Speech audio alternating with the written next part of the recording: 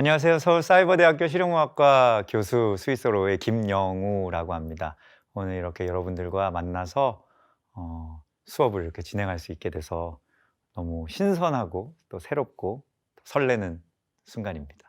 오늘 제가 여러분께 강의해 드리고 싶은 이야기, 말씀드리고 싶은 이야기, 함께 토론하고 싶은 이야기는 대한민국 그리고 대중음악의 흐름입니다. 아주 큰 이야기를 갖고 왔는데, 우리가 사는 대한민국과 대중음악이 어떻게 연관이 있는지, 사실 저는 어렸을 때만 해도 그냥 음악이라는 건 그냥 어디선가 흘러나오는 음악, 그리고 어디선가 나에게 주어져서 내가 그것들 그냥 받아서 흡수했던 기억으로만 남아 있다가, 음악을 전달하는 사람의 삶을 살고 있다 보니 이 우리의 역사, 또 우리가 살아온 삶이랑 이 대중음악의 흐름이 어떻게 연관되어 왔는지에 대한 생각들을 조금 더 하게 되고, 사실 그것들이 우리의 사는 삶이랑 전혀 무관한 것이 아니라 아주 밀접하게 연관이 되어 있고, 앞으로 미래에도 상당히 많이 연관이 있겠구나라고 생각이 들게 되었어요. 그래서 예전만 해도 역사, 물론 우리가 역사 그러면 역사를 잃은 민족에게는 미래가 없다, 이런 이제 이야기도 많이 듣고 그랬지만, 그 역사의 중요성에 대해서 그렇게 많이 생각해 본 적은 없었던 것 같습니다, 솔직하게 말씀드리면. 그리고 이 수업을 지금 들으시는 분들도 역사? 지금 대중음악이랑 내가 지금 즐기고 있는 게 중요하지, 역사가 뭐가 중요해? 라고 생각하시는 분들도 있으실 것 같은데, 너무 제가 역사적으로 어떤 기원을 따지고 음악은 어디서 유래했는가 이런 것들을 따지는 것이 아니라, 이 흐름 속에서 어떻게 대중음악이 이어져 왔는지에 대한 생각들, 약간의 아이디어들, 약간의 반짝거림들이 여러분과 이 자리 속에서 있었으면 좋겠다는 생각을 조금 해보게 되었습니다. 그래서 대한민국 그리고 대중음악의 흐름, 우리 선배님들의 이야기, 그리고 앞으로 이끌어 나갈 또 여러분의 이야기까지 나눠보는 시간 한번 가져보도록 하겠습니다. 대한민국 역사와 대중음악에 대해서 한번 다뤄보도록 하겠습니다. 대한민국 역사 그러면 아주 포괄적으로 이렇게 생각이 드니까 무슨 고조선 때부터 가려는 건 아니고요. 사실 크게 봤을 때는 서양 음악, 우리가 보통 생각하는 이제 배웠던 민요나 한국의 소리, 판소리나 그런 어떤 음악들과 좀 다르게 서양 음악이 들어와서 지금 우리가 생각하는 가요와 팝과 이런 것들을 접하게 되면서, 어떻게 보면 이제 실용음악적인 기반들이 조금 다져졌다고도 볼 수 있겠죠.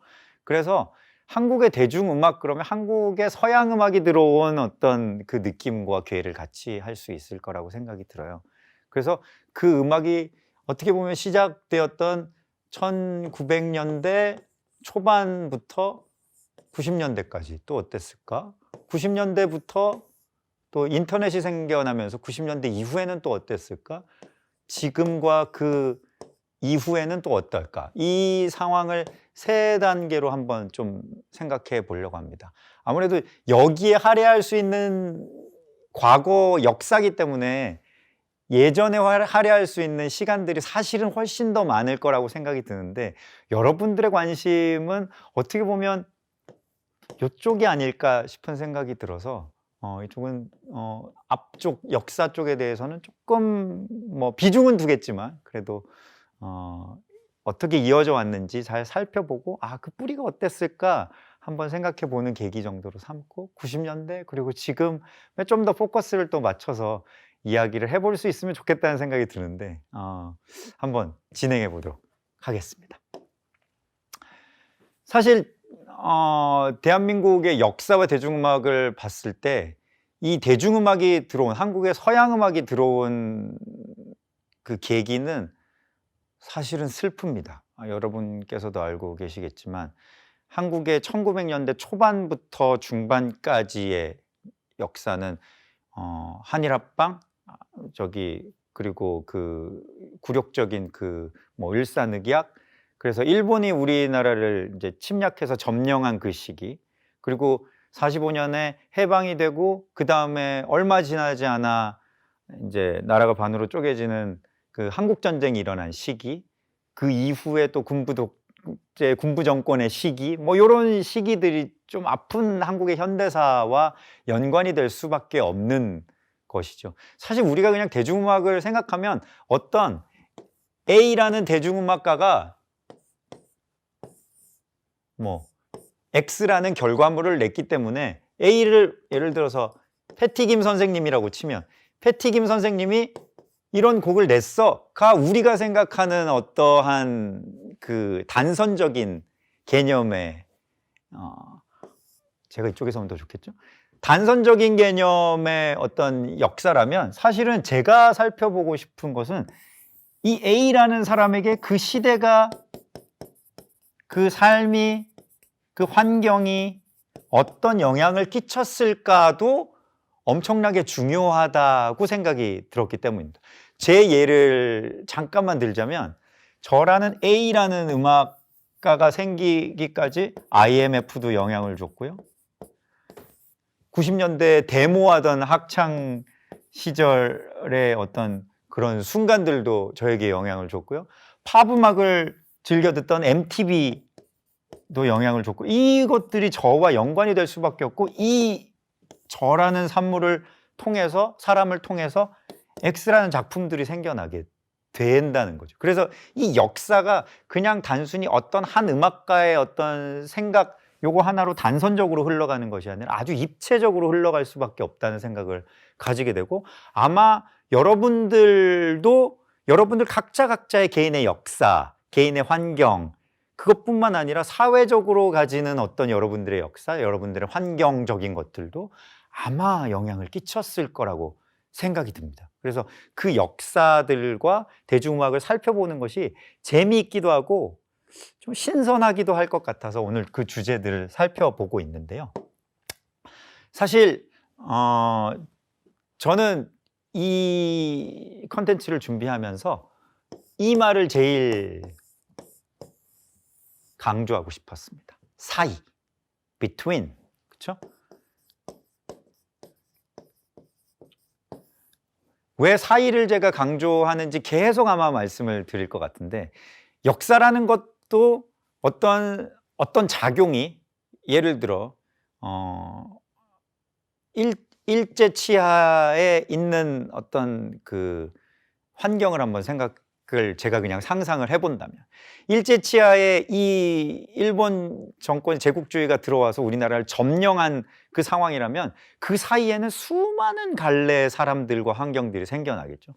그거에 순응하고 사는 사람들이 있고, 그것들을 어쩔 수 없이 견디는 사람들이 있고, 그것을 반대해서 독립군으로 사는 사람들이 있고, 실제로 행동하는 사람들이 있고, 뒤에서 돕는 사람들이 있고, 여러 가지 층 위의 사람들이 생겨날 수 있다고 생각을 합니다. 그 사이에서 문화라는 것들이 때로는 순응하는 의미의 시를 쓸 수도 있는 것이고,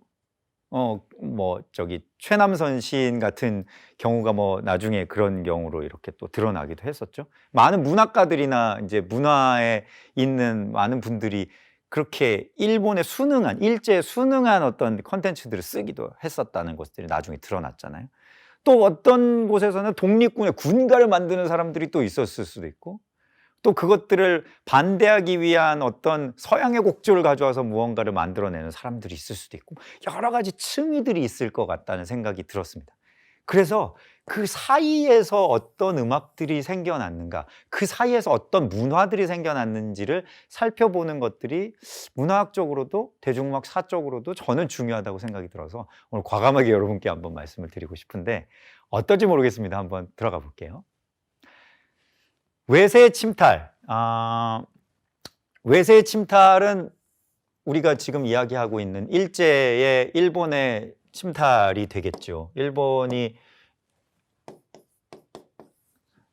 한국을 오랫동안 점령을 했었고, 그것들의 수탈로 인해서 한국이 엄청나게, 우리나라가 피폐해져 있던 상황, 그 이어서 한국전쟁이 발발해서 남과 북이 싸우게 되는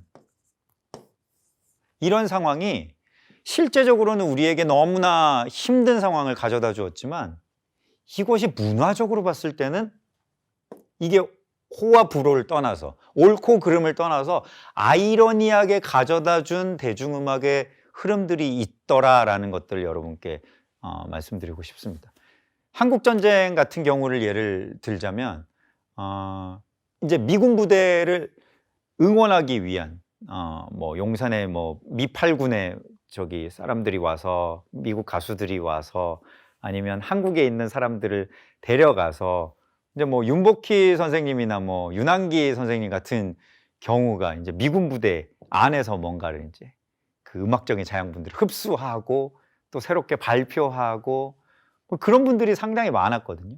엔카 같은 경우, 엔카라고 하는 그 이제 뭐 어떤 사람에 따라서는 이제 논란이 있습니다만, 트로트의 원조가 뭐 엔카 아니냐 뭐 이런 이제 이야기들도 있습니다만, 이 옳고 그름을 떠나서 엔카나 미군 부대라는 어떤 그런 일본과 미국으로 상징이 되는 어떠한 그 상징적인 이 작용들이 외국 음악을 우리나라에 투입시키는, 주입시키는 이 역할은 뭐 무시할 수 없는, 우리에게 그냥 받아들여진 상황이라는 거죠. 그래서 사실 내가 원하든 원치 않든 나에게서 거리에서 일본이 점령하고 있는 사이에 그 음악들이 들리고, 미군 부대에 유행하고 있는 어떤 음악들이 나에게 들리고 하면서 전혀 들어보지 못한 새로운 환경들을 내가 접하게 되는 그런 충격들, 그것이 신선했을지, 때로는 이거는 저기 정말 나쁜 것이니까 뭐 버려야 되라고 생각을 했을지, 그것들은 그 사이에도 많은 논란들이 있었을 것 같습니다. 그러니까 실제로 민족적인 것들을 추구하시는 분들은 엔카나 뭐 미군 부대의 어떤 팝 음악이나 이런 음악들을 철저히 반대하는 움직임들이 많았을 것이고, 그런데 가면 민족적인 정기가, 아니면 민족적인 의식이 영원히 사라진다, 이런 것들은 버리고 우리나라의 것을 지켜야 한다라는 흐름도 있었을 것이고, 또 한편에서는 야, 이거 신선하고 재밌지 않아? 뭐 이걸 떠나서 그냥 음악은 좋고 즐거우니까 이거 즐겨야 되는 거 아니야? 라고 생각하는 흐름도 아마 있었을 것 같습니다. 그래서 어떤 무언가 새로운 것이 톡 하고 떨어지게 되면 그것이 옳고 그름, 호와 불호를 떠나서 무언가 생태계를 바꿔놓는 상황들이 생기는데, 사실은 이 외세의 침탈과 한국전쟁이 아이러니하게 우리 대중음악, 어떻게 보면 한국적인 소리로만 가득 차 있던 우리 시대에 뭔가 새로운 것들을 떨어뜨리게 되는 그런 충격을 주게 되죠. 그런데 이 미디엄, 음악은 상당히 그냥 음악은 가치 중립적인 것이니까, 음악 자체의 멜로디나 음계나 이런 것들은 가치 중립적인 것이니까 이 음악은 그냥 좋다라고 받아들일 수 있는데, 이 역사나 서사는 상당히 아픈 현실을 반영하고 있기 때문에 이 미디엄과 메시지 사이에 괴리들이 많이 생겨나게 되죠. 그래서 제가 좀 전에 말씀드렸던 것처럼 누군가는 아주 이것들을 민족적인 것으로 해석하기도 하고, 누구는 아주 신미주의적으로 해석을 해서 이건 좋은 것 아니냐, 뭐 이걸 같이 판단할 필요가 없지 않느냐라고 판단하기도 하고, 이런 괴리감들이 생겨나게 됩니다. 그리고 또한 이 현실은 얼마나 엄혹했습니까? 사실 그 소수의 사람들 빼고는 전체적인 우리나라가 아주 가난하고 힘들고 어떠한 원조나 어떤 도움 없이는 살아갈 수 없었다고 이야기하는 그 시대이기 때문에, 사실 그 현실을, 문화를 즐길 수 있는 현실이라고 생각하는 거는 조금 어불성설인 것 같다고 생각이 듭니다. 하지만 그 상황, 보릿고개도 이전이니까요. 그러니까 이 아무것도 기대하고 상상할 수 없었던 그 시절에도 문화적인 것들은 생겨날 수 있다는 것이 저는 사실 상당히 신선하기도 하고 충격적이기도 했습니다. 보통은 이 현실이 팍팍하고 그러면 문화적으로 많은 것들이 없어지기도 하고 사라지기도 한다고 하는데, 그 속에서 뭐 미군 부대의 어떤 미8군의 어떤 그런 흐름들, 그 속에서 클럽에서 음악을 하고 잘하고 뭐 외국에도 뭐 다녀오고 이렇게 했던 그런 팝을 흡수했던 어떤 음악들, 또 엔카라는 어떤 뭐 일본의 것들이, 새로운 것들이 뭔가 이렇게 들어와서 이 암흑했던 현실과 이게 만날 수 있을까? 라고 생각이 들었지만, 사실 그 속에서도 문화적으로는 무언가가 계속 만들어지고 있다. 이것이 제가 보는 아주 신선한 관점, 그리고 어떻게 보면 조금 생각해 보아야 될 지점인 것 같습니다. 그렇게 보면 사실 그 변화가 우리가 뭐 저기 역사 시간에 배우는 뭐 개화파와 수구파, 뭐 흥선대원군, 뭐 김옥균, 뭐 이렇게 뭐 이런 것들 많이 배우고 그랬었는데, 새로운 문물을 가지고 나는 변화를 하기 싫어, 우리 것이 더 소중해라는 어떤 그 뭐 제가 두려움이라고 표현했지만, 기존 것에 대한 고수, 보수적으로 접근하는 사람들과 개혁적으로 새로운 것들이 좋아라고 갈망하는 것 사이에서 사실은 많은 갈등이 생기고, 이 갈등을 통해서 뭐 그것들을 극복하기 위한, 내가 너보다 더 좋은 음악을 해내고 말 거야 라는 그 보수적인 움직임과, 아니 내 새로운 것들로 내가 뭘 얘기하는지 보여줄게 라는 새로운 움직임 사이에, 이 갈등 속에서 이걸 극복하고자 하는 과정에서 저는 좋은 음악들도 좋은 문화들도 생겨난다고 생각합니다. 그래서 전쟁과 신문물, 지금 30년대에서 60년대를 생각할 때 사실은 이 현실적인 것들을 생각할 수밖에 없지만, 그러나 문화적으로는 무언가가 만들어지고 있었던 것이었구나라고 후대에 저희가 봤을 때는 생각할 수 있는 것이겠죠. 그렇게 본다면 지금의 현실을 나중에 우리의 후배들이, 우리의 후손들이 봤을 때는 우리 지금 시대를 어떻게 생각할까를 생각하면서 또 지금의 갈등을 어떻게 극복해 나갈지를 고민하는 것이 지금의 현재 음악가들이 해야 될 또 의무가 아닐까 싶은 생각들을 해보게 됩니다. 70년대로 넘어옵니다. 70년대로 넘어온다고 우리의 삶이 갑자기 막 펴진 것이 아니죠. 70년대가 되면 박정희 정권 시대가 되면서 어떻게 보면 통제 시대, 군부 통제 시대가 이제 이루어지고, 80년대로 오면서 이제 뭐 전두환 정권이 이렇게 오게 되는 그 역사 속에서 어찌 보면 상당히 많은 컨트롤된, 그러니까 경제는 이렇게 수직적으로 성장하지만 자유는 상당히 억압되어 있는, 수평적으로는 많이 뻗어가지 못하는, 수평적으로는 뻗어가지 못하고 아주 수직적인 구조로 올라가게 되는 70년대, 80년대가 아닐까 싶어요. 정권의 통제가 이루어지고 그것들이 계속 억압을 하게 되기 때문에, 당연히 제가 사이라고 말씀드린 것들을 한번 상상해 보시면, 억압을 하면 그것들을 반항하려는 움직임이 생기고, 그 사이에서 어떤 움직임들이, 그 갈등을 또 극복하려는 움직임들이 생겨난다는 걸 충분히 유추하실 수 있겠죠. 그러니까 이 정권의 무언가를 통제하고, 자 지금 새마을 운동하고 우리 열심히 잘 살고 있고 잘하고 있잖아, 이게 지금 좋은 거잖아 라는 어떤 흐름 속에서, 그게 과연 좋은 거야? 이게 지금 우리가 생각하는 새로운 세상이야? 뭐 좋은 거야? 라는 어떤 그 저항의 소리, 비판의 소리, 때로는 의심의 소리, 뭐 자유의 움직임, 뭐 이런 것들이 생겨날 수 있었겠죠. 그리고 또 누군가는 그 정권의 통제나 이런 것들이 나를 잘 살게 해주니까 괜찮은 거 아니야? 우리 이만큼 좋아졌으니까 좋은 거 아니야? 라는 수능의 움직임도 있을 것이고. 그러니까 마치 그 뭐 칸트의 정반합 뭐 이런 거 많이 들어보셨잖아요. 어떤 무언가가 있으면 그걸 순응하는 것이 있고, 그것을 반대하는 것이 있고, 그 갈등 속에서 무언가 새로운 것들이 생겨나는 것처럼, 이 정권의 이 역사 속으로 봤을 때 정권의 통제, 그리고 그것들을 순응하는 사람들, 그 체제 시스템을 유지하는 것들과 또 그것들을 반대하는 움직임과 이 사이의 갈등을 통해서, 그것들을 극복하려는 과정을 통해서 새로운 어떤 또 움직임들, 새로운 그 사이에서 발생되는 문화들이 있었다라는 것들을 여러분께 말씀드리고 싶습니다. 그 두 가지 대비가 저는 미니스커트와 통행금지, 통기타와 두발 제한 사이라고 저는 생각을 하는데요. 미니스커트 그러면 지금보다도 오히려 노출이 훨씬 더, 야 그게 가능해? 뭐 싶을 정도로. 왜냐하면 제가 생각하던, 제가 배웠던, 이제 저는 뭐 70년대 후반생이니까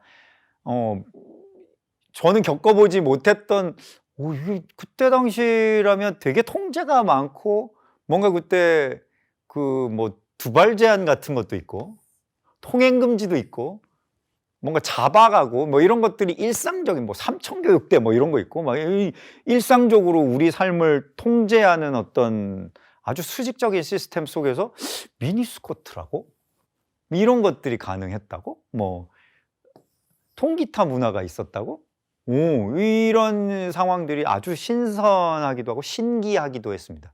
그러니까 미니스커트라면 나 자유롭게 살래. 통기타라면 나 자유롭게 할래. 젊은이들의 문화가 있는 것이고 그것들이 그 젊은이들의 문화 속에 그 억압하는 시스템을 저항해 보려는 반대해 보려는 자연스러운 움직임들이 미니스커트와 통기타로 표현이 된다면 통행금지와 두발 제한은 어떻게 보면 이 통제의 전형이지 않습니까? 12시만 되면 사이렌이 울리고 엥 하면 다 들어가야 되고 어디론가 사라져야 하고 뭐 그렇다고 해서 저기 춤을 추는 사람들, 클럽에서 뭐 노는 사람들, 술 마시는 사람들 이런 사람들이 사라지진 않고 또 음지에 양이 있으면 항상 음이 있으니까요. 양과 음 사이에서 이 위에서는 통제를 하지만 밑에서는 계속 다른 움직임들이 있을 수 있는 것처럼 이 두발 제한 통행금지 사이에 또 이 억압하는 것과 미니스커트와 통기타라는 이런 자유로운 움직임 사이에서 아마 많은 것들이 생겨날 수 있었겠다라고 생각이 듭니다. 그것들을 음악적으로 가져와 보자면 민중가요는 어떻게 보면 이 통행금지나 두발 제한, 뭐 정권의 통제, 뭐 억압받는 저기 우리 뭐 이런 사람들을 어떻게 보면 선동이라고 어떻게 표현할까요? 우리 사람들을 움직이게 하기 위한 아주 메시지가 강한 노래들인 거죠. 긴 밤지 새우고 아침 이슬 같은 노래들이나 하지만 또 번안곡 같은 경우에는 외국에 있던 팝송을 그대로 가져와서 사용하게 되는 노래들인 거거든요. 그럼 민중가요의 메시지와 번안곡의 메시지는 너무나 다른 거죠. 하지만 이렇게 정권을 반항하기 위한, 정권에 대항하기 위한 메시지로서의 민중가요와 나는 그것과 상관없이 외국에 있는 이 곡이 좋아라는 이 번안곡 사이의 간격을 그때 당시에는 아마 서로 비난했을지도 모르겠어요. 아까 좀 전에 우리가 살펴봤던 30년대에서 60년대 사이에 외국의 문물과 우리의 것을 반대했듯이 이때 당시에는 임을 위한 행진곡을 부르는 사람들이 웨딩 케이크를 소화했을까? 웨딩 케이크를 듣고 서로 통기타를 치고 막 하는 사람들이 임을 위한 행진곡이나 아침 이슬을 소화했을까라고 생각해 보면 아주 다른 두 극단이 있는 것 같단 말이죠. 근데 그 사이에서 사실 이 두 개를 그때 당시만 해도 나는 이게 옳아, 나는 이쪽이 옳아, 나는 이게 좋은 것 같아, 나는 여기가 좋은 것 같아 라고 이야기했을지 모르겠지만 지금 생각해 봤을 때는 그게 뭐 다 좋은데 그것도 의미가 있고 이것도 의미가 있구나 라고 설명할 수 있을 것 같다는 생각이 저 후손인 후배인 저로서는 듭니다. 왜냐하면 아침 이슬을 쓰신 김민기 선생님과도 저는 친하게 잘 이야기하고 웨딩 케이크 부르신 윤영주 선생님하고도 저는 친하게 이야기하는데 제가 뭐 어떤 두 분을 호불호를 아니면 옳고 그름을 생각하면서 두 분을 만나지는 않잖아요. 두 분이 한국의 대중음악사에서 중요한 역할을 하고 계시고 그 두 분 다 나름대로의 좋은 역할을 하셨고 의미가 있기 때문에 그런 것처럼 이 역사와 대중음악이라는 것은 그 역사가 삶에 나에게 어떤 것을 가져다 주었고 나에게 감동을 주었기 때문에 또 김민기 선생님은 아침 이슬을 또 윤영주 선생님은 또 웨딩 케이크를 또 조영남 씨도 왜 이렇게 저렇게 그 음악들이 자연스럽게 피어나는 거 아닐까 싶어요. 그래서 그 사이의 오묘함을 역사를 생각하면서 조금 더 느끼게 됩니다. 그러니까 이 냉엄한 현실이 이렇게 물론 아까 전보다는 조금 나아진 현실일지 몰라도 자유가 억압받는 이제 다 전쟁은 끝났지만 생활은 점점 더 나아지고 있지만 나의 정치적인 자유, 그리고 나의 생활하는 자유들이 억압받고 있다는 이런 또 냉엄한 현실이 있다면 또 그것들을 벗어나고 싶은 갈망이 있겠죠. 그러니까 어떤 그 사이에서도 나는 이 시스템을 잘 순응하고 적응하고 살아가겠어라는 사람들이 있었는가 하면 또 누군가는 또 반항하고 데모하고 또 저항하고 하는 움직임들이 있었던 것처럼 또 누군가는 그 음악적인 부분에서도 그 메시지를 실어서 가는 사람과 또 신미주의적으로 이렇게 가는 사람들이 나뉘었겠죠. 미술사적으로나 뭐 음악사적으로만 봐도 전쟁의 순간들이 오면 그 전쟁의 메시지를 저항의 메시지, 반항의 메시지, 전쟁에 저항하는 메시지들을 담아서 가는 아주 극단적인 그런 파들이 있는가 하면 또 한편에서는 전쟁이 있을 때 그 모든 것들을 잊고 싶어서 예술 속으로 아예 순수한 예술 쪽으로 들어가는 그 파들도 있거든요. 그런 것처럼 민중가요와 번안곡 사이, 임을 위한 행진곡과 웨딩 케이크 사이에 그 흐름들을 우리가 한번 생각해 보면 아, 그랬을 수 있겠다. 이 나를 통제하려는 그 시스템과 내가 자유롭고 싶은 이 사이에서 우리 70년대, 80년대 또 음악들이 피어났구나라는 것들을 느낄 수 있을 것 같습니다. 그런 의미에서는 대중을 움직이는 도구, 이거는 이제 메시지를 얘기하는 거죠. 같은 M인데 스스로 획득한 아주 뮤지컬한 그냥 뭐 또 이런 의미에서 똑같은 M이지만 움직이는 도구로서의 음악이 또 생겨나고 그 음악들이 나중에 이제 90년대에도 영향을 끼치고 또 대중 스스로 획득한 이 자유로움에 대한 음악들이 이 이후에도 이제 영향을 또 끼치게 되죠. 끊어지는 것이 아니라 앞에서부터 계속 이어져 오고 있는 것이거든요. 자, 이제 80년대로 한번 와보겠습니다. 우리가 이전에 이야기했듯이 두 개의 M인데 하나는 메시지로서의 어떤 대중을 움직이는 도구로서의 메시지로서의 음악이 있었고 그냥 신미주의적인 이건 음악으로 좋아라는 어떤 음악들이 이제 있었다면 여기서 한번 또 살펴볼 것은 이 변화와 전통 사이에 이제 그 갈등들이 생겨나기 시작한다고 저는 생각합니다.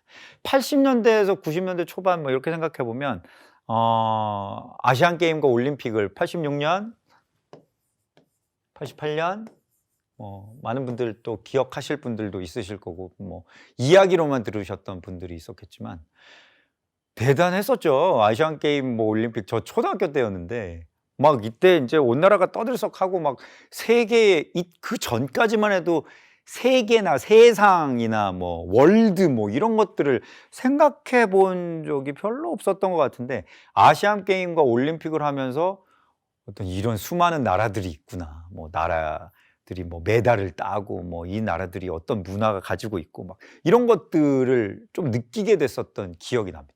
그러니까 사실 그 상징적인 의미로 봤을 때는 아시안 게임과 올림픽은 외국 문화를 이제 우리가 받아들이겠어. 우리는 그것들을 흡수해도 될 정도의 그것들을 전면적으로 개방해도 될 정도로 우리는 성장했어 라는 어떤 상징적인 의미가 있지 않았을까 싶습니다. 그러니까 아시안 게임과 올림픽을 통해서 우리나라를 외국에 알리는 의미도 상당히 컸다고 생각하지만 우리나라가 존재합니다를 넘어서 우리나라가 잘 이렇게 극복해서 여러분들께 대한민국이 이렇게 잘 살고 있는 것들을 보여드립니다. 문화적으로도 풍요롭습니다 라는 것들을 보여주는 의미도 있지만 반대로 생각하면 너희들 문화도 이제 우리가 받아들일 정도로 충분히 우리는 건강해 라는 것들을 상징하는 의미도 있을 거라고 생각이 들거든요. 그러니까 80년대까지만 해도 뭐 군부 정권이 계속 지속이 되고 있었지만 이제 뭐 직선제가 되고 이제 그 뭔가 민주화라는 것들이 이제 이루어지고 대통령을 우리 힘으로 뭔가 선거를 통해서 뽑게 되고 뭔가 이런 것들이 이제 그 정치적인 변화도 한몫하게 되는 거죠. 그러니까 정치적으로 70년대, 80년대까지는 아무런 변화가 변화는 있었지만 우리 삶에 끼치는 어떤 드라마틱한 변화라기보다는, 다시 할게요. 70년대, 80년대까지만 해도 정치적인 어떤 급격한 변화들은 있었지만 이 변화들이 사실상 우리 삶을 자유롭게 바꿔놓는 변화까지는 없었지만 지금 80년대에서 90년대 초반으로 넘어오는 이 흐름은 우리 삶을 아주 자유롭게 민주화, 우리 손으로 라는 어떤 그 의미를 획득하게 된 이 의미로 봤을 때는 상당히 드라마틱한 변화라고 볼 수 있는 거죠.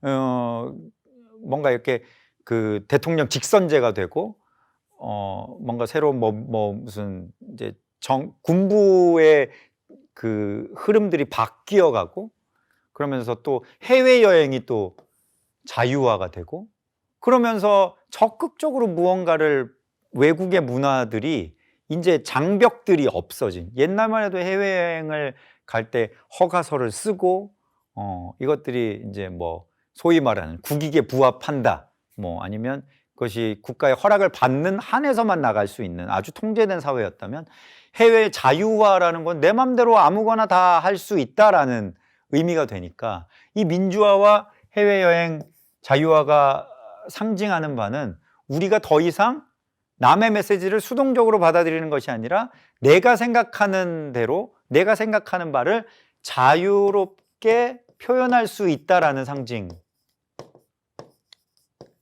될 수밖에 없다고 생각합니다. 그러면서 이제 적극적으로 팝을 수입하게 됩니다.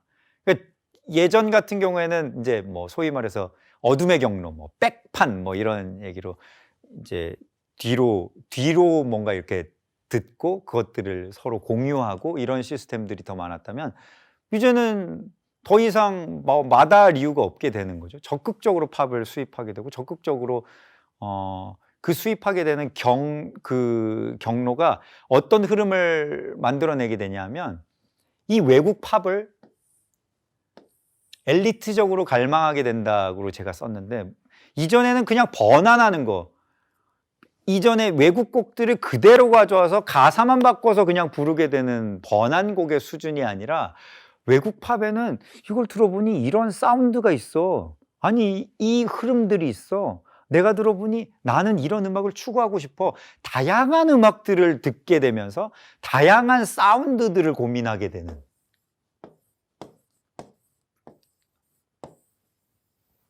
그 시점이 저는 이 시점이라고 생각을 합니다.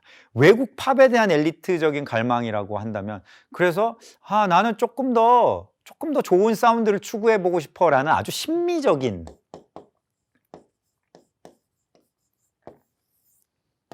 아주 엘리트적인 어떤 마음들일 거라고 생각이 드는데, 그래서 이때부터 아마 이 외국의 사운드들을 단순히 흉내내는 것부터 시작을 했었겠지만, 근데 내가 만든 한국 음악에도, 내가 만든 한국 이 가요에도 이런 사운드들을 접목시키면 어떨까라는 고민들을 하기 시작하고, 그 결과물들이, 물론 그 고민들은 이전부터 계속 되었었겠지만 그 결과물들을 이제 꽃 피우게 되는 시점이 80년대, 90년대 초반이라고 생각이 듭니다.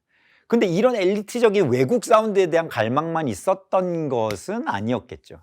그러니까 서민적인 풍류사이라고 제가 표현을 했지만 이전부터 이어져 오던 음악들은 또 계속 있었으니까, 이런 물론 번안곡과 임을 위한 행진곡, 이런 음악만 있었던 것은 아니지 않겠습니까?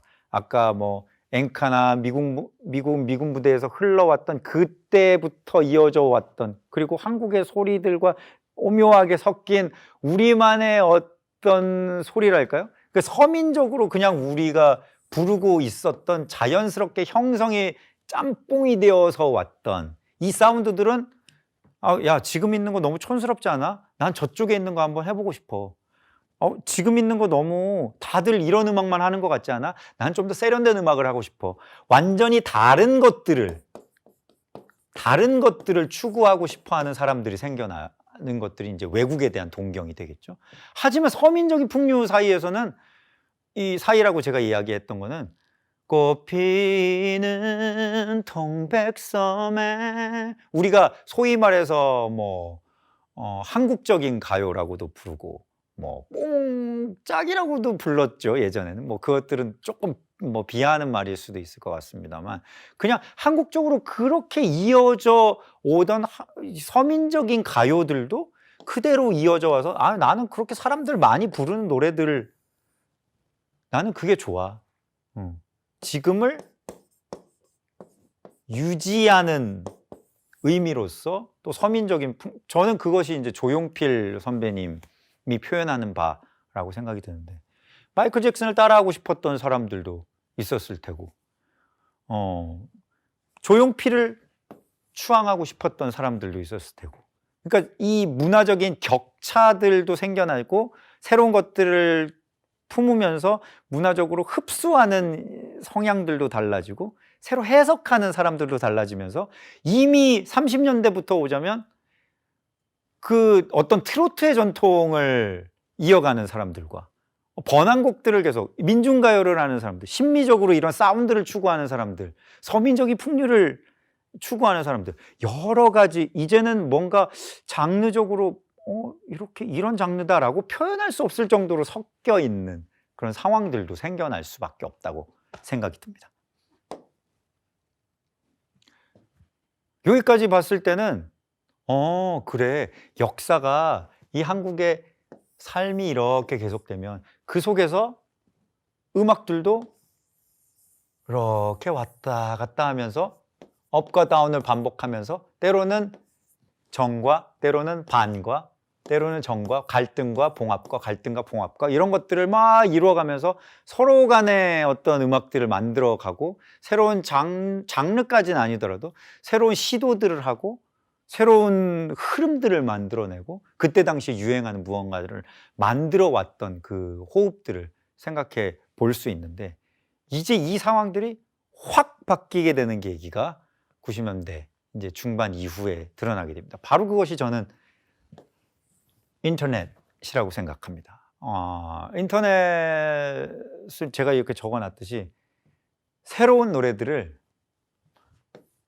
쉽게 접하면서 생겨난 흐름과 변화들이라고 적어놨는데 쉽다는 것이 중요하겠죠. 인터넷은 월드와이드 웹, 뭐 전 세계 어디서나 누구나 쉽게라는 의미니까 이 새로운 노래들을 나도 들을 수 있네? 나도 뭔가 이렇게 뭔가 좋은 것들을 구별할 수 있네? 예전에는 제가 아까 말씀드렸던 어둠의 경로로 듣거나 아니면 그때 당시에 권력을 쥐고 있었던 음악적인 권력을 쥐고 있었던 것이 지금도 뭐 중요한 또 힘 파워지만 라디오죠.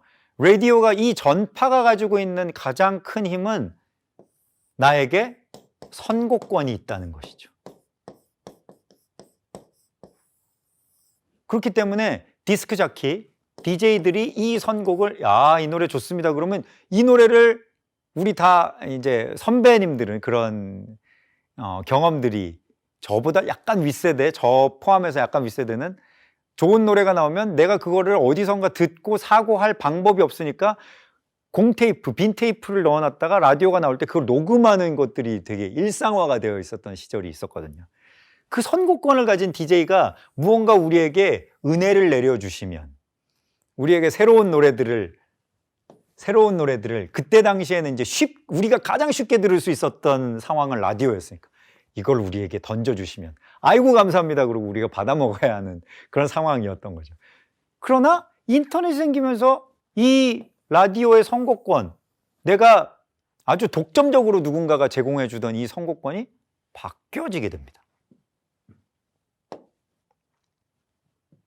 인터넷이 보급되면서 결국은 음악 유통이 혁신이 됐는데 유통이 혁신이 됐다는 이야기가 제가 라디오에서 수직적인 구조로 모두에게 쏘아주었던 TV에서 누군가가 나와서 쏘아주었던 방식에서 잠깐만 내가 찾아 들어갈 수 있는 거잖아. 이렇게 수많은 곳을 내가 다 탐험하면 되는 거잖아 라는 의미로 변화된 아주 혁명적인 변화가 됐죠. 그렇기 때문에 결국에는 접근성의 혁명이 되면서 내가 손쉽게 무언가를 터치할 수 있게 되고 내가 무언가를 클릭할 수 있게 되고 내가 무언가를 다운로드할 수 있게 되면서 누구나 쉽게 세계 어느 곳의 음악이든 들을 수 있게 되었다는 것이 아주 큰 혁명이었죠.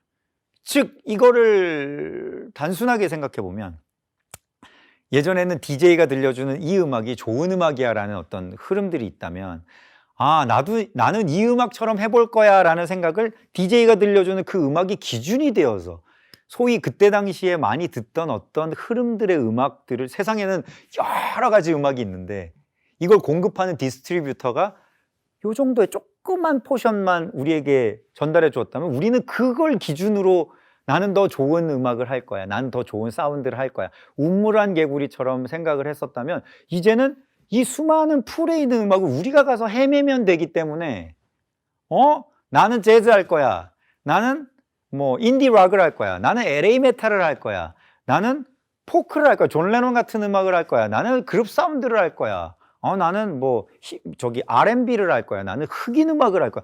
여러 가지 장르들이 파생되게 되는 상황들이 여러분들 다 예상하셨듯이 인터넷을 통해서 생겨나는 거죠.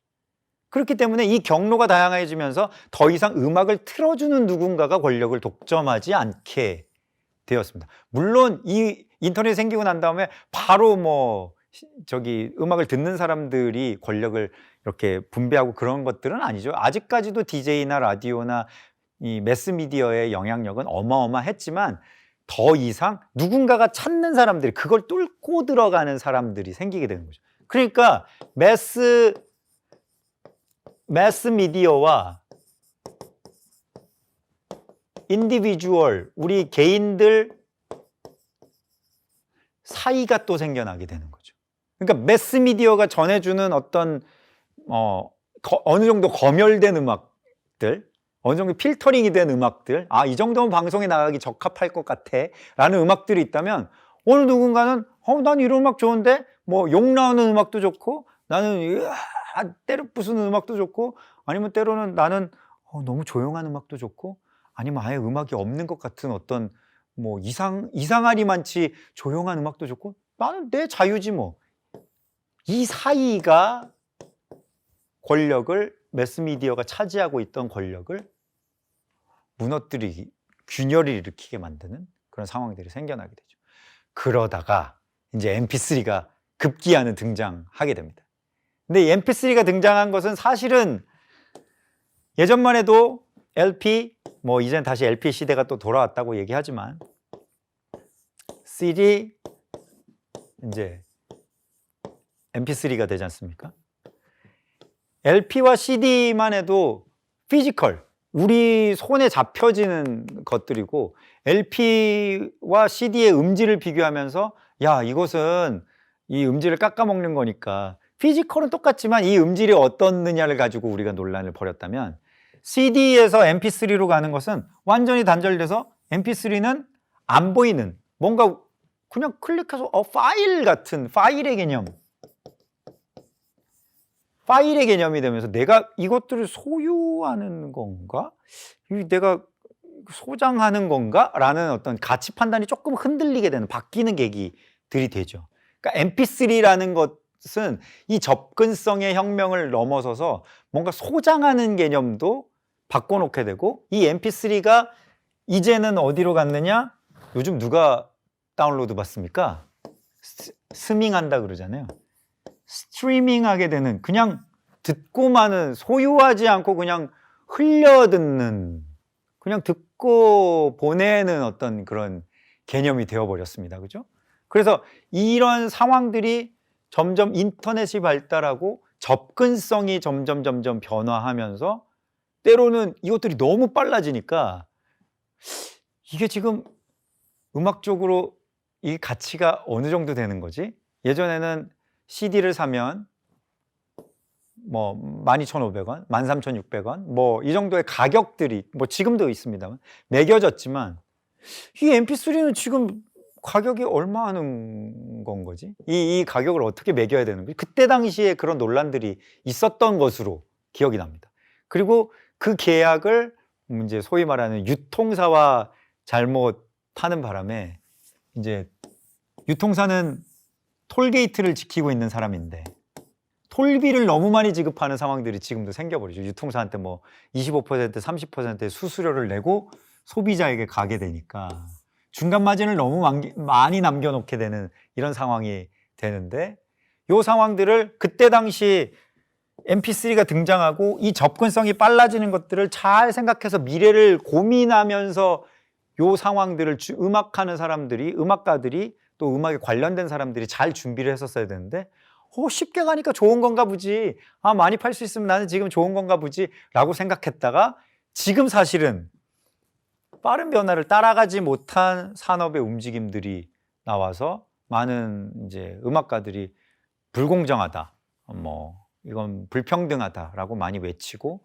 또 새로운 움직임들이 또 일어나고는 있지만, 또 산업적으로 이미 한번 굳어진 것들을 뚫고 가기가 쉽지 않은 거죠. 거기에는 돈이 걸려 있고, 많은 또 권력이 걸려 있고, 그 이권이 걸려 있고 하다 보니까 그 움직임들이 우리가 심심치 않게 뭐 지면이나 아니면 뉴스로 이렇게 보는 것들이 그런 부작용들을 좀 보지 않습니까? 하지만 그것들을 지금 바꾸기에 쉽지 않은 움직임이라는 것들도 다들 알고 있는 거예요. 왜냐하면 그때 당시에 이 변화들을 따라가지 못했기 때문에, 그것들을 미리 예상하지 못했기 때문에. 그렇다면 여기서 우리가 얻을 수 있는 교훈은, 앞으로는 어떻게 되지? 그럼 지금은, 요즘에는 그러잖아요. 이제 뭐 음원 사이트에서 잘 안 듣고 뭐 유튜브에서 많이 듣는다. 또 이걸 넘어서서 나중에는 메타버스의 시대가 올 것이다. 뭐 이런 이제 새로운 뭐 AI나 VR이나 뭐 이런 쪽의 가상의 시대로, 하이퍼의 시대로 뭐 이제 갈 거라고 이렇게 우리가 다 예상하고 있습니다만, 그렇다면 지금 우리가 음악하는 사람들의 입장에서는 누군가는 이 구조에 대해서 고민할 필요가 있고, 누군가는 이 음악의 미디엄, 도구에 대해서 고민할 필요가 있고, 누군가는 여기서 생기는 저작권에 대해서, 유통의 수수료에 대해서 누군가는 또 고민할 필요도 있다고 생각이 듭니다. 그래서 우리 음악 하시는 분들, 음악에 관심 있으신 분들이 어느 누군가는 이것들을 고민하고 미리 고민해서 그것들을, 좋은 구조를 선점하는 사람이 또 되었으면, 또 그 좋은 구조를 잘 마련해서 서로 도움이 될 수 있는 방향들을 만들어주는 또 그런 시스템들을 구축할 수 있었으면, 또 그런 생각들도 듭니다. 어쨌거나 이 인터넷과 대중음악은 이전에 있었던 것과는 완전히 다른 속도를 보여주게 됩니다.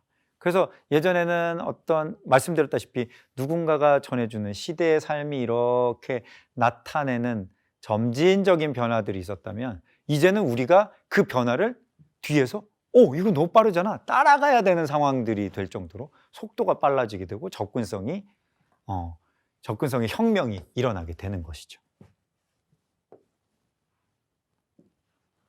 그래서 이제 다양한 음악들을, 제가 말씀드렸다시피 이 다양한 풀에 풍덩하고 각자가 수용해서 가면 되는 거니까. 저도 아카펠라 음악 같은 것들을 또 좋아했었는데, 고등학교 2학년 때 이제 해외에, 그때 당시만 해도 뭔가 알려지지 않았던 테이크6라는 팀의 음악을 막 들으려고 인터넷을 막 찾고, 어디선가 그런 이제 공연 정보나 뭐 이런 것들을 보고 꿈을 꾸고, 또 그런 새 앨범 나오는 소식들을 듣고 어떤 큰 음악사에 가서 이 나오는 앨범을 주문하고, 예전에는 있을 수가 없었던 일이었죠. 예전에는 그런 걸 상상할 수가 없으니까 새로운 음악을 찾아 듣겠다는 생각보다 누군가가 떨어뜨려주는 음악 10개 중에 난 이게 마음에 들어 라는 것들을 골라야 하는 상황이었다면, 취향이라는 것들이 생기고 내 취향들을 가지고 나의 캐릭터를, 음악적인 캐릭터를 만들 수 있는 세상이 된 거죠. 다양한 음악을 흡수하고 다양한 장르들을 흡수하게 되면서 결국에는 이것들을 한국화했다는 게 저는 이제 중요할 것 같습니다. 한국화했다는 거를 뭐 저는 좀 거창하게 이렇게 표현을 했습니다만, 한국화를 한국 사람들이 표현하게 되는 거죠. 이제는 나도 아카펠라를 하니 그 사람들의 질감을 흉내내는 것에서 시작하지만, 모방하는 것에서 시작하지만, 언젠가는 테이크6 같은 사운드를 한번 내볼 거야 라는 마음으로 화음을 만들다 보니 나중에는 스위스로가 되었다. 약간. 또 어떤 누군가는 본조비를 따라하면서 나는 이런 음악을 할 거야. 그러나 본조비가 될 수는 없잖아요. 본조비가 되진 않지만 나의 재료와 질감들을 섞으면서 결국에는 이런 음악이 되었다. 나는 마이클 잭슨을 따라해야지. 나는 뭐 브리트니 스피어스를 따라해야지. 여러 가지 음악들을, 다양한 음악들을 흡수하고 그 장르들을, 그때 이제 당시에는 이제 여기서 얘기하겠지만 힙합의 문화들, R&B의 문화들도 이제 들어오기 시작하면서 흑인 문화들도 확 들어오게 되고, 또 일본의 문화들도 들어오게 되고, 뭐 북유럽의 문화들도 들어오게 되고, 여러 가지 장르들이 이렇게 들어오게 된단 말이죠. 그 장르를 선점하고, 그때 당시에 기억에 그 장르들을 내 것으로 만들어서 누가 먼저 발표하느냐가 권력이 되는 시기이기도 했거든요. 그래서 그것들을 내가 먼저 선점해서 내가 내 것으로 잘 만들어서 시장에 내놓으면, 아직 그 장르들이 대중화까지는 되어 있지 않기 때문에 신선하다라는 평가를 받고, 또 그런 신선하다는 평가를 받는 사람들을 따라하는 사람들이 생기면서 그 시장들이 형성이 되는 상황들이 많았었거든요. 그래서 랩이나 힙합이나 R&B나 메탈이 이르기까지 다양한 음악들을 신선하다라고 하는 포인트들을 획득하기 위해서 이런 음악들을 하는 사람들이 상당히 이제 인디 씬에 많았던 거죠. 그러니까 언더그라운드 씬에 많았고, 그 언더가 이제 오버그라운드로 서서히 다가오는 시점들도 생기게 됩니다. 이제 공급들이 이렇게 많아지니까, 예전에는 기획사, 물론 이때 90년대까지만 해도 기획사의 시대, 2000년대까지만 해도 뭐 기획사들이 많고 그랬지만, 이때 정말로 언더그라운드에서 어떤 흐름들이 많았고, 뭐 홍대나 연대나 이 신촌 이쪽에 그 클럽들이 많으면서 그 공급들이 폭발하게 되는 거죠.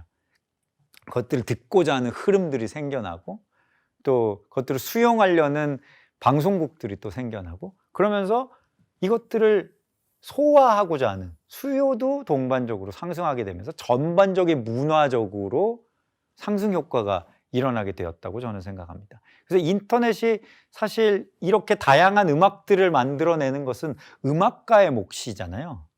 뮤지션이 이 음악들을 다양하게 나는 이게 좋은 것 같아, 이게 너무 신선한 것 같아 하고 새로운 음악들을 만들어내지만, 그 새로운 음악들을 실제로 관심을 가지고 들어주어야 하는 오디언스들에게는, 관객들에게는 다가가야 되는 통로들이 필요한데, 그 통로의 역할을 때로는 클럽이 해줬고, 때로는 뭐 KMTV, 엠넷 이런 방송국이 해줬고, 또 여전히 라디오가 해줬다는 거죠. 그래서 라디오가 예전에는 음악을 틀어주는 경로의 역할에 충실했다면, 이때부터는 다양한 음악들을 수용하고, 또 이 대중들에게 진짜로 배포해주는 디스트리뷰터의, 배급자의 역할도 동시에 담당을 하게 되죠. 그러면서 인터넷 같은 경우에 여러분들이 아시는 뭐 클래식과이나 뭐 이런 분들 같은 경우에는 그때 당시만 해도 해적판 같은 인터넷으로 음악을 발표를 했대가 정말로 화제가 된 적이 있었거든요. 기획사를 통해서 음반을 낸 것이 아니라 인터넷에 어떤 사이트에 들어가면 클래식과이의 노래를 들을 수가 있대가 상당히 센세이셔널 했었습니다. 그렇기 때문에 어떤 공급의 경로조차도 다양하게 만들 수 있었던 그 인터넷의 시대가 상당히 우리에게 시사하는 바가 크다고 볼 수 있겠죠. 그러면서 이제 아이돌이 등장합니다.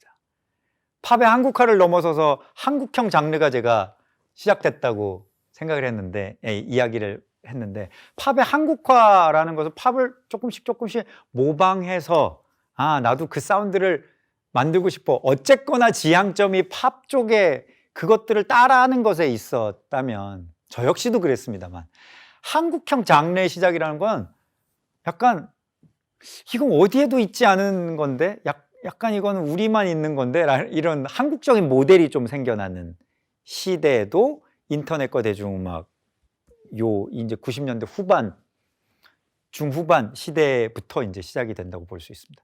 이 경제적인 풍요가 이루어지고, 뭔가 이제 개발도상국에서 선진국으로 넘어가는 시대가 되면서 소비의 시대가 되었다고 볼 수 있죠. 생활이 아닌 상상을 표현할 수 있는 시대라고 제가 표현을 했는데, 삶이 팍팍하고 힘들 때는 내가 사는 삶 그 이상의 무언가를 생각할 여유가 없는 거잖아요. 하지만 풍요로워지면 의식주는 해결이 어느 정도 해결이 됐고, 이제 우리에겐 보릿고개 같은 것들은 없고, 그렇다면 내가 꿈꾸고 있던, 내가 추구하고 싶은 내 취향이나 내 상상이나 내 특징이나 내 캐릭터들을 표현할 수 있는 시대가 되면서 이제는 누군가를 따라하는 것보다 내가 하고 싶은 것들을 해보겠어, 뭔가 이런 이제 상황들이 생겨나게 되고, 그 상황 속에서 아이돌도 등장하게 되는 거죠. 아이돌은 사실은 그때 당시만 해도 조금은 무시당하던 10대 문화 같은 느낌이었습니다만, 이 아이돌이 이렇게까지 이어져서 요즘에 K-팝 하면 아이돌을 떠올리게 되는 이런 상황이 될 줄은 아마 그때 당시의 사람들은 여기까지 상상은 아마 하지 못했을 것 같아요. 근데 지금 이렇게 이어져 온 명맥을 생각해 보면, 그래, 사실은 이게 처음에는 팝의 한국화에서 시작을 했겠죠. 어쨌거나 그 사운드들이 들어오고, 이 사운드들을 어떻게 우리 것으로 만들지, 우리가 가지고 있는 춤이나 어떤 문화로 표현할지, 이런 것들을 고민하면서, 특히나 한국에 있던 기획사와 되게 한국적인 합숙과 트레이닝과 연습생과 이런 것들, 제가 이제 대학원에서 그런 것들을 조사하고 연구하고 했을 때, 이 부분이 서양의 외국의 프로그램들이랑은 상당히 다른 거죠. 이 외국은 자유로움을 많이 추구하고 어느 정도 이 통제를 허락하지 않기 때문에, 합숙 트레이닝이나 연습생이나 이걸 오랫동안 해서 뭔가 칼군무를 맞추고 우리는 이런 것들을 하고, 이런 것들을 상상하지 못하는 경우가 많더라고요. 근데 한국 아이돌들의, 물론 이것에는 명과 암도 있겠습니다만, 합숙 트레이닝과 연습생이라는 아주 한국 아이돌의 독특한 문화, 그리고 기획사가 뭔가 기획하고 만들어내는, 그래서 때로는 찍어낸다고 비판을 받기도 했던 아이돌의 시대. 아이돌이 그때 당시만 해도 너무 공장 같지 않아? 라는 비판들을 많이 받았었어요. 그래서 단명하는 아이돌들도 많았고, 나왔다가 사라지고 이런 아이돌들도 사실은 많았죠. 왜냐하면 본인들의 아티스트십은 잘 없고, 기획사가 부여한 어떤 아이덴티티만 있었기 때문에, 그것들을 합숙과 트레이닝과 연습생을 해서 그냥 기계처럼 만들래 라는 어떤 느낌들이 강했다고도 평가받는 시기이기도 합니다. 물론 그 안에서 아티스트 나름의 자유를 추구하고 나름의 색깔을 추구해 왔지만, 그 시대적인 한계, 시작했던 그 한계들은 아직은 남아 있었다고 생각은 들어요. 그러나 이제 이 아이돌들이 생겨나고 문화들이 이렇게 자리 잡고 난 다음에, 그렇게 저도 이제 그때쯤에 이제 데뷔를 하고 뭔가 음악적인 활동을 했습니다만, 요즘 들어서 드는 생각은 희한하다. 예전에는 우리가 문화를 뭔가 받는 입장이었잖아요. 그 친구들끼리 만나면, 야, 요즘에 좋은 음악 뭐가 있어? 여기에서 좋은 음악을 공급받아야 되는, 받기를 바라는 어떤, 받아먹는 어떤 입장이었다면, 요즘 문화에 어떤 기여하는 이야기들이 많이 나오고 있어요. BTS의 예를 들어봐도 그렇고, 봉준호 감독의 어떤 그 오스카상 수상도 그렇고, 요즘에는 오징어 게임의 얘기도 그렇고, 그러니까 문화를 어떤 받아먹는, 야, 요즘에 세계적으로 이게 유행한데 그러고 빨리 받아와야지라는 어떤 느낌이 아니라, 잠깐만, 우리가 이걸 하면 유행할 수도 있는 거잖아. 달고나가 전 세계적으로 막 유행하고 그러듯이, BTS의 노래에 전 세계가 열광하듯이, 그런 것들이 대한민국 대중음악에 끼친 어떤 영향, 그리고 지금의 대중음악을 상징하는 바라고 생각이 드는데, 결국 그것은 또 우리의 지금 달라진 국력이나 위상과도 또 연관이 있겠지라는 생각이 듭니다. 그것들에 대해서 우리 마지막으로 한번 좀 살펴봤으면 좋겠어요. 그래요. 우리 너무 뭐 국뽕 차서 이야기하는 건 아닐지라도 그냥 저기 편안하게 팩트만 이야기하면 이제는 더 이상 뭐 개발도상국의 프레임을 가지고 있진 않으니까. 물론 그 안에서도 여러 가지 갈등들이 있고 사회적인 내재된 억압된 뭐 갈등들은 있겠습니다만 1인당 총소득이 3만 불이 됐고 OECD 가입을 했고 이제 누가 봐도 뭐 선진국의 대열에 이르렀고 뭔가 이렇게 뭔가 K를 붙이면 뭔가 다 될 것만 같은 어떤 시대에 살고 있는 지금 희한하고 신기한 세상에 저희가 살고 있습니다. 그렇죠? 근데 국가적인 위상이 이렇게 상승하는 것과 저는 궤를 같이 했을 거라고 생각이 들어요. 국가적인 위상이 상승하고 그에 따라서 자연스럽게 호감이 생기고 교류가 일어나고 문화적인 영향력들도 따라서 생각이 듭니다. 생길 거라고 생각이 듭니다. 그러니까 이란의 대장금이 뭐 80몇 %가 됐다. 뭐 한때는 일본의 문화를 조금은 굴욕적이라고 생각했지만 일본의 문화를 우리가 막 받아들여서 아니 예전에는 일본의 요즘에도 그런지 모르겠습니다. 일본 노래들은 라디오나 매체에서는 틀지 못했었거든요. 그럴 정도로 일본 문화를 우리가 사실은 조금은 아픈 역사도 있고 하기 때문에. 그러나 동방신기가 뭐 일본에 가서 콘서트를 하면 막 사람들이 난리가 난다고 그렇게 보고 제가 되게 막 뿌듯했던 막 생각도 나는데 뮤직뱅크를 파리에서 한 적이 있습니다. 근데 파리에서 한다 그래서 에이 그냥 이건 쇼겠지라고 생각했는데 파리에 사람들이 막 모여서 샤이니한테 막 열광하고 막 이런 거 로이킴 뭐 야 이거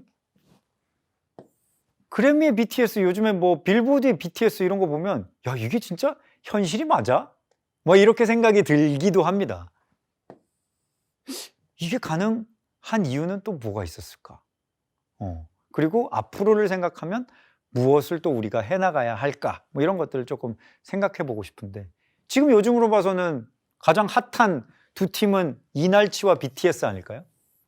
이날치는 범 내려온다를 표현하는 한국적인 음악을 하는 것이고 BTS는 영어 가사를 사용하는 물론 한글 가사도 있지만 영어 가사를 주로 사용해도 전혀 이상하지 않은 팝 음악을 하는 그냥 팝 음악이라고 이야기해도 될 것 같은 그럼 잠깐만 한국의 전통 음악을 하는 이날치와 팝 음악을 하는 BTS가 동시에 세계적으로 영향을 끼칠 수 있다? BTS가 콜드플레이랑 같이 뭔가 협업을 할 수 있는 시대가 오고 이날치를 뭐 몇 천만 명이 보고 한국적인 문화를 따라하는 이런 상황이 됐다? 이것은 사실은 문화적인 영향력이 커졌다고밖에 볼 수 없는 거겠죠. 예전에는 우리가 생각했던 제가 처음에 말씀드렸던 거 기억하세요? 한국의 대중음악의 현상은 외국에서 들어온 서양 음악이 어떻게 한국에 자리 잡았나를 보는 역사와 똑같다라고 말씀을 드렸는데 이제는 한국의 문화적인 영향력이 올라가고 국가적인 위상들이 올라가는 것을 무시할 수 없게 되면서 이제는 역으로 잠깐만 한국에 BTS만 있어? 잠깐만 이거 되게 힙하고 좋은데 이날치를 그렇게 해석하는 거죠. 한국적인 어떤 사운드들을 사람들이 모방할 수도 있게 되는 거죠.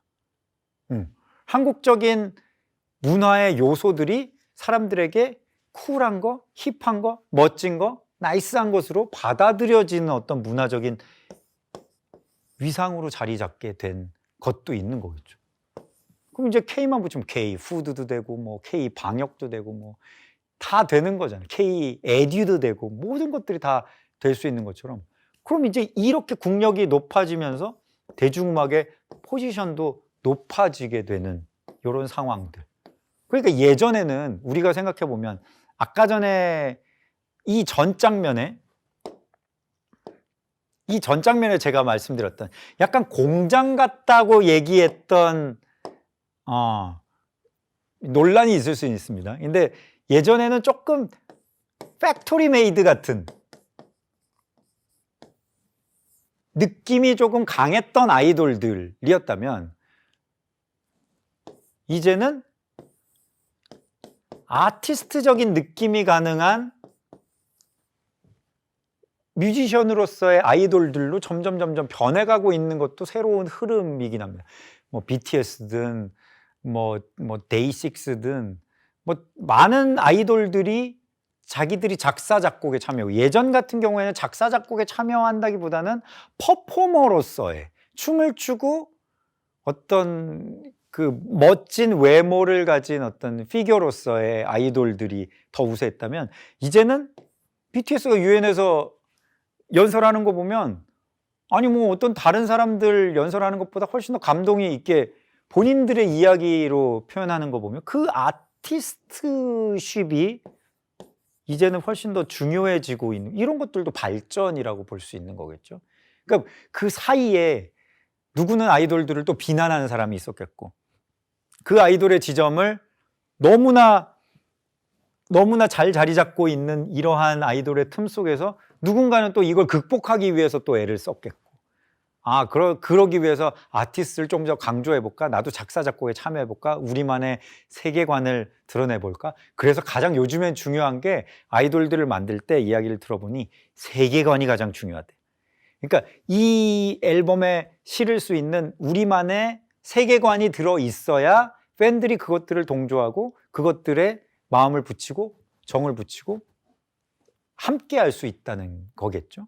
그러니까 이런 변화도 사실은 그 역사적인 살아왔던 그 삶 속에서 갈등도 있었고, 때로는 누군가 비난도 했겠고, 누군가가 돈을 버는 것을 부러워도 했겠고, 하지만 그 속에서 내가 누군가 다르려면 어떤 지점을 선택해야 되지라는 심각한 고민들도 있었을 것이고, 그 사이에서 뭐 이런 것들도 또 여전히 또 잘 조직된 어떤 또 아이돌들도, 아니 아이돌뿐만 아니라 K-팝 다른 장르들도, 뭐 아이돌만 있는 건 아니니까 다른 장르에 열심히 하고 있는 또 가수들도, 뭐 인디 쪽에 있는 흐름들도 막 이렇게 생겨나고 있는 것이 아닐까 싶어요. 그래서 여기서 지금 제가 말씀드리고 싶었던 것은, 아이돌들도, 이 음악들도 점점 사실은 그냥 아이돌이 생겼다, 지금 국력이 신장했으니 아이돌이 떴다, 이런 의미가 아니라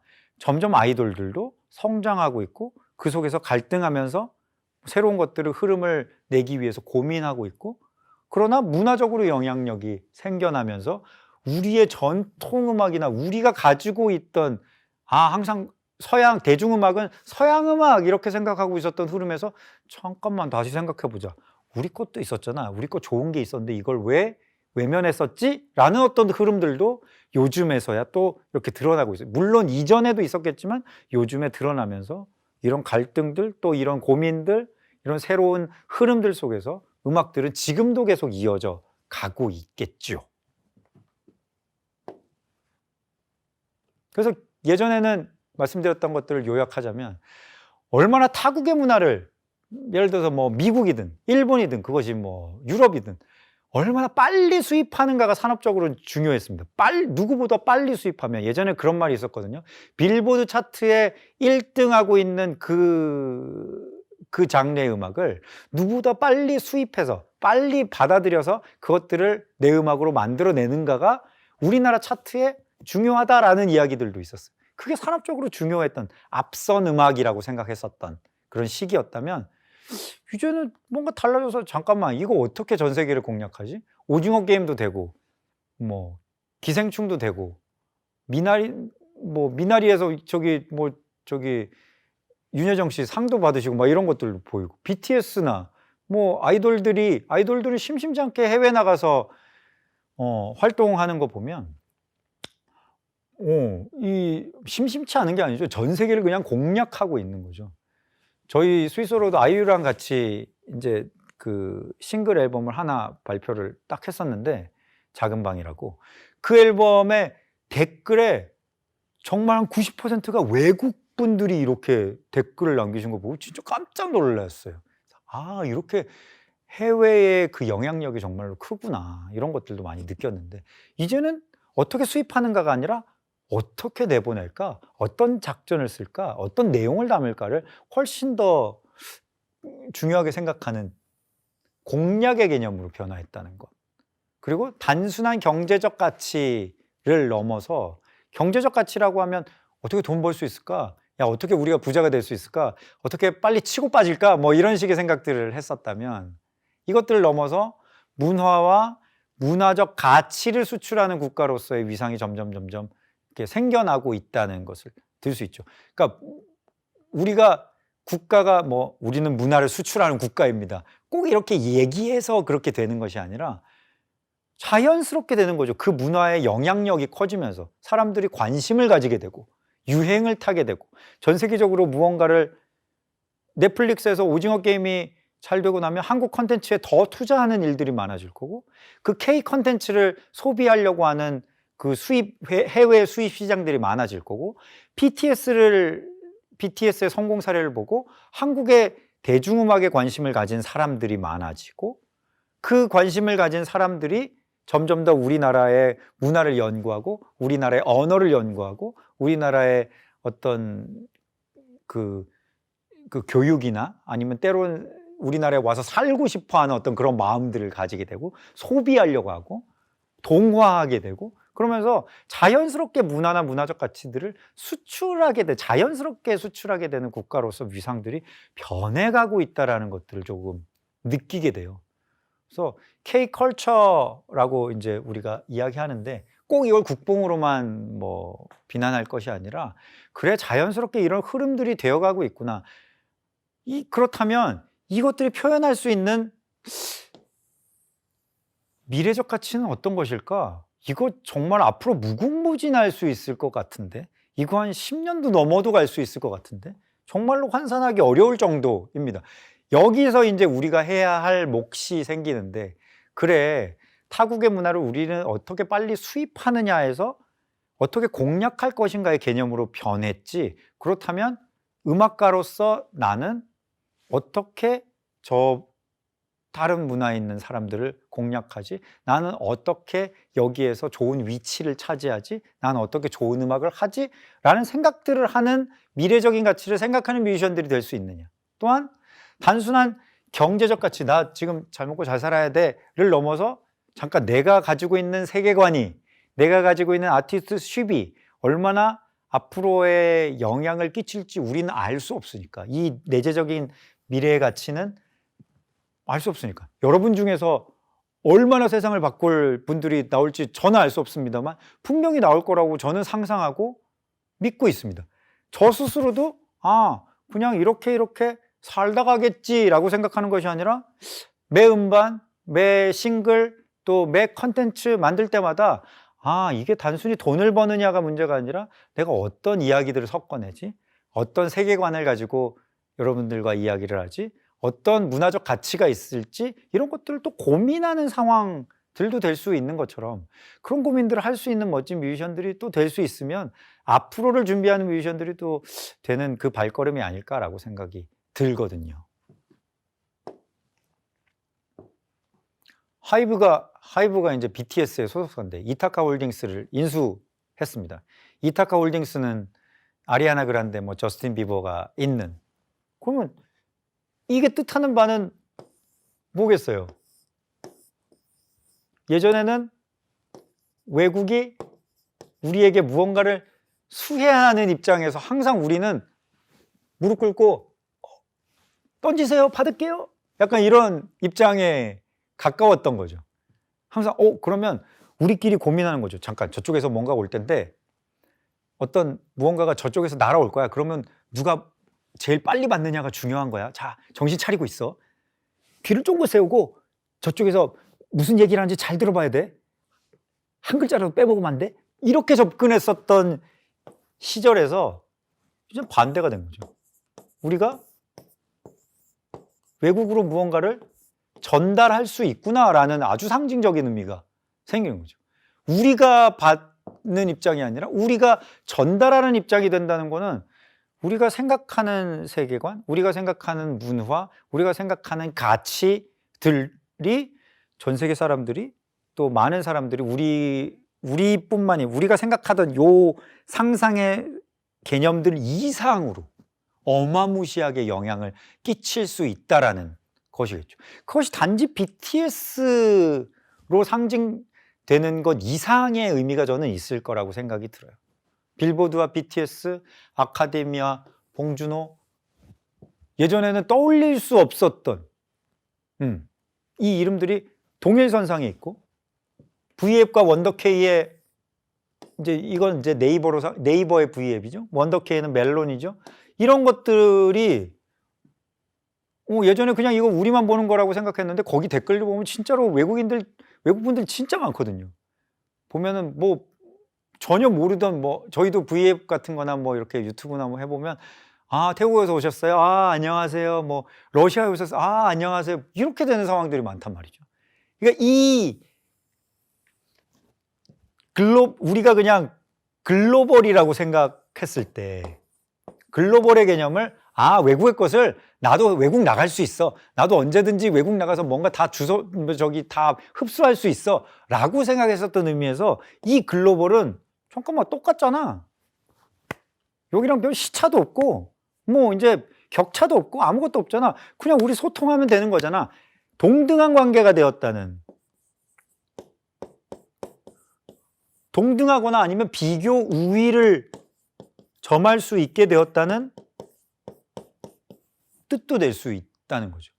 그러니까 문화적으로 자부심을 가지는 이야기도 될 수 있고, 어떻게 보면 현실적으로 봤을 때 나도 잘만 하면, 나도 좋은 기회가 있으면, 나도 그 흐름에 잘 타면 충분히 인정받는 한국의 대중문화나 대중음악의 한 분야로서 자리 잡을 수 있겠구나라고 생각하는 것도 저는 중요한 문화적인 자존감이라고 생각합니다. 그러니까 그것이 비단 BTS와 봉준호만의 이야기는 아니어야 된다고 생각하는 입장이거든요. 왜냐하면 이게 그냥 BTS만의 게임이었고 봉준호만의 게임이었고 오징어 게임만의 게임이었다면 그건 일회성으로 그쳐버리는 거죠. 하지만 이게 일회성으로 그치지 않고 문화시장의 중심으로 자기매김할 수 있을까? 꼭 뭐 우리가 세계 문화의 1등이 되어야 된다 이런 이야기가 아니라, 이게 일회성이 아니라 여러분도 그런 혜택을 받을 수 있어야 되지 않을까? 우리 전반적인 문화가, 이 시장이 보통 한국에서 얘기할 때 많이 하는 푸념들이 그런 거거든요. 한국 시장이 너무 좁아. 저기 인구도 작고 뭐 저기 나라를 봐. 한번 공연하면 전국 투어를 뭐 이렇게 하고 이런 얘기들을 했는데, 잠깐만 이거 보세요. 그러면 우리도 전 세계로 뭔가 할 수 있는 포지셔닝은 충분히 할 수 있다는 이야기잖아요. 가능성은 충분하다는 이야기잖아요.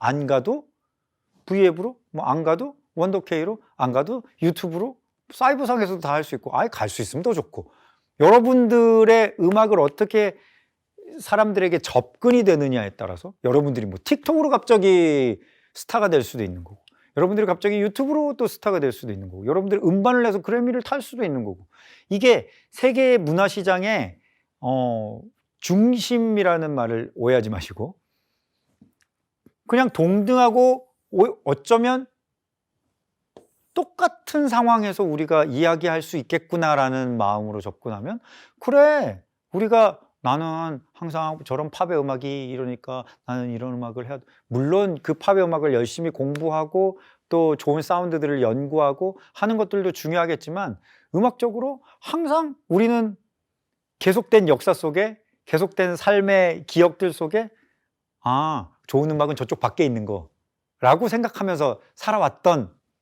그런 상황 속에서, 잠깐만, 충분히 할 수 있잖아. 충분히 되잖아.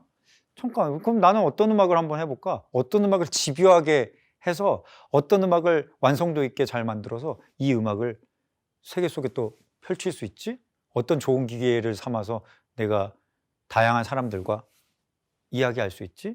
우리가 뭐 세계 시민 이렇게 이야기합니다만, 그냥 말로만 세계 시민이 아니라 정말로 1대1로 누구나 동등하게 만날 수 있는 지금 시점에 우리가 이런 플랫폼들을 가질 수 있고 우리가 이용할 수 있게 된 이 상황에서 우리가 어떻게 하면 이 속으로 들어갈 수 있어? 우리가 이 게임에 어떻게 뛰어들 수 있어? 를 고민할 수 있는 시장이 되어야 일회성으로 그치지 않는 이 멋진 K컬처를 만들어갈 수 있는 앞으로의 방향이라고 저는 생각합니다. 그랬죠? 그래서 이제 마지막으로 여러분과 나누고 싶은 이야기는, 이 상황들을 우리가 살펴봤을 때 이 역사들을 쭉 살펴보면서 앞쪽 단에는 아이고 힘들었다,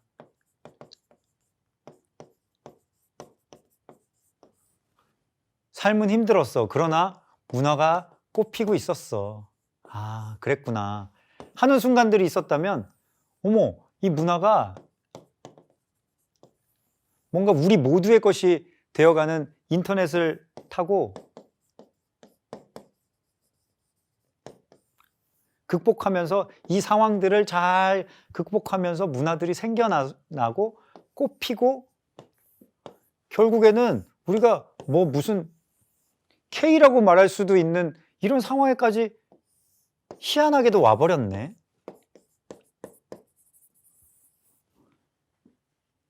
그러나 이 상황을 일회성으로만 딱 그치게 돼버리고 나면, 아, 한때 이런 일이 있었지. 야, 한때 내가 음악할 때 BTS가, 한때 내가 문화적으로 이렇게 뭔가 공부하고 그랬을 때 봉준호 감독이 이런 일이 있었단다 라고 그냥 추억으로 이야기할 건가? 아니요, 제가 왜 이 이야기를 여기서부터 끌고 왔을까요? 이야기를 끌고 온 이유는 이 다음도 계속 될 거기 때문이죠. 여기에는 뭐가 있을까요? 이 다음에는 뭐가 있을까요? 이 다음에는 뭐가 있을까요? 우리는 저의 반성을 하자면, 저도 그냥 하루살이처럼, 하루하루 먹고 사는 사람처럼, 하루하루 음악하는 사람처럼, 그래, 이번 앨범은 이렇게 살아온 적도 있습니다만, 이 상황들을 공부해 보면서 여러분들과 함께 이야기하려고 이런 것들 준비하면서, 그래, 이렇게 이어져 오는데 나는 여기에서 어느 지점에 있을까? 나는 어떤 역할을 하고 있을까? 나는 여기서 뭘 더 하고 싶을까?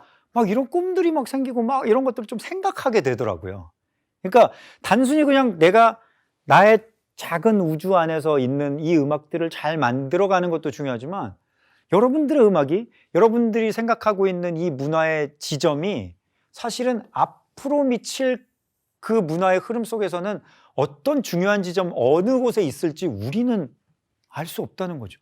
그러나 여러분들이 잘 해나가서 여기에 좋은 임팩트를 주고 좋은 결과들을 만들어내고 좋은 과정들을 만들어내는 순간, 여기에서 더 우리들의 문화들은, 그래서 우리가 생각하는 것보다 우리가 파생시키는, 우리가 만들어내는 문화의 지점은 어마어마하게 다양할 수 있고 어마어마한 임팩트를 줄 수 있을지도 몰라요. 우리가 단순히 그냥 먹고 사니즘 속에, 물론 중요합니다만, 단순히 음악으로 먹고 살 수 있을까? 음악으로 나는 어떤 돈을 벌 수 있을까?